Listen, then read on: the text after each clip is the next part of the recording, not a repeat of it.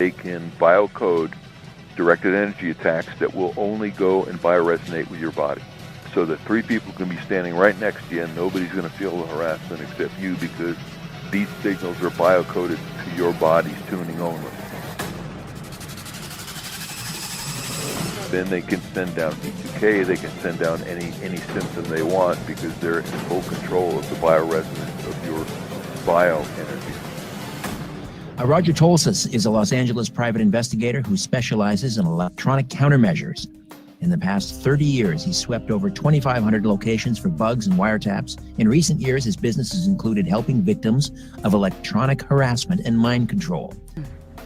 You coined the term electronic harassment. What is electronic harassment? Okay, well, electronic harassment is when any person or perpetrator uses an electronic device or groups of electronic devices to either compromise your privacy or to use electronic weapons against you for harm or to control your situation. What's happening now is the black ops and the military and weapons development community want these weapons to be the weapons of choice in future wars. In other words, when we went into Iraq, as an example, they went in and did the shock and awe. So they blew up the cities, they blew up the bridges, they blew up the infrastructure, and of course then we had to come in after taking the country over and then spend all that money rebuilding their cities and bridges and everything. So what they've done is they've decided that what we want to do is have non-lethal weapons.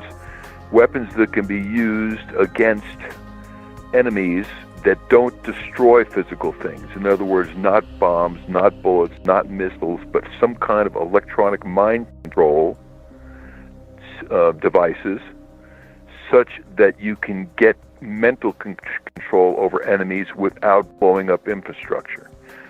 So what's happened is though these things were supposed to be developed towards enemies, they've decided that in most cases we're going to have to gain mind control over the general populations that are not warring with us. So what they've done is they put laws in place that allows the Department of Defense and the subcontractors to do mind control experiments on the general population in development of these weapons. So anybody who gets on the bad side of the government could end up being a lab guinea pig. And how is that legal? Like, how can they use tax dollars for, they're going towards these things and they use them to spy or harass others? How does that? Title 50, Chapter 32, Section 1528. Check it out. Is this getting worse, this problem? Are you getting more and more people coming to you as the months and years go by? Well, I get between 6 and 10 calls a day from people, brand new calls a day from people that are suffering from electromagnetic attacks and other kinds of covert activity against themselves. And of course, I get emails from all over the world. Almost every country in the world has a similar problem going on. And so as long as you're within reach of satellites and other kinds of cell tower transmissions, you're within a keystroke of being harassed. People who complain that they are being watched often say they are hearing voices. How are voices transmitted? They're transmitted by a technology called biocoded directed energy. Mm-hmm. And that's a top secret thing that was developed. And what it is they get your DNA. In other words, they pick your garbage up in front of your house one day.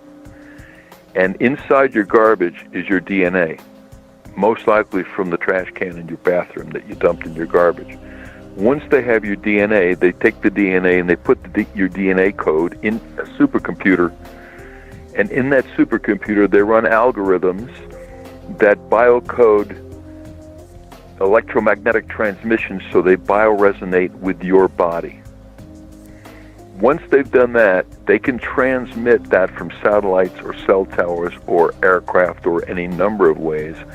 And that signal will only affect you and nobody else. In other words, everybody standing next to you is not going to hear the content because their receiver is not tuned to that bioresonance. There's a bioresonance to every individual, just like our fingerprint. Every person has an individual DNA, a different bioresonance. And so the original Stockland patent is on my website, where Stockland was able to go voice to skull with pulse transmissions in 92. And then after the rest of the development went black ops. We don't really know what happened after that. We knew we could put voices in group people's heads. What they did, and I know from the Russian translation from Cheryl Welsh, from reading all her translated psychotronic stuff from Russia, that they figured out how to biocode these microwaves so that it can attack specific individuals.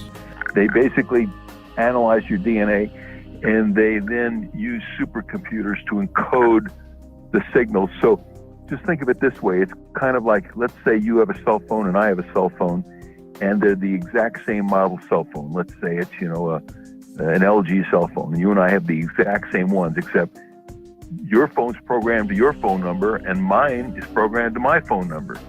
And as those cell phones sit there, they listen to the control channel of the nearest tower. And the control channel is sending out codes so that if somebody wants to call you and they ring your number, and that tower will then put out your phone number on the control channel. And once your cell phone sees that control channel number, it wakes up because it recognizes that that's the number that it's associated with, and it sends a signal back to the tower saying, "I'm over here. Send the call through." So it's the encoding that's coming off on a microwave link that causes different phones to come alive based on their coding. So the biocoded directed energy is the same thing, except instead of phones, we got human bodies. What is the worst case that you've ever worked on where you saw this? What exactly was it like for this person? Most people consider themselves to be in hell, especially the ones that are getting voices that are instructing them to do things. A lot of times, most of the times, the voices are just demeaning, and they're attempting to shut the person off from their normal life flow and their normal friends and family, that kind of thing. But then the really serious cases are where the voices are instructing them to do destructive things. It can just escalate into being worse. What ways how do you block it? Like, say if you're in your house, how do you block that from coming in, the waves and stuff? Yeah, we block it with an electrostatic active shield system that generates it's kind of like a jammer. Mm-hmm. It just blocks incoming electromagnetic fields so that, you're able to, once you're inside this particular device, you're able to stop it. Are there a lot of people like you out there that can help others if they're having this issue? No. So if this is happening to them, what do you do? Like, where do you go? Well, who do you turn to? We have a test protocol where people that are being electronically harassed, where the harassment travels with them, they come to us and we put them through a test protocol. And the test protocol has to do with scanning them to see if they have microchip implants. It has to do with using spectrum analyzers to analyze what kind of electromagnetic attacks are taking place.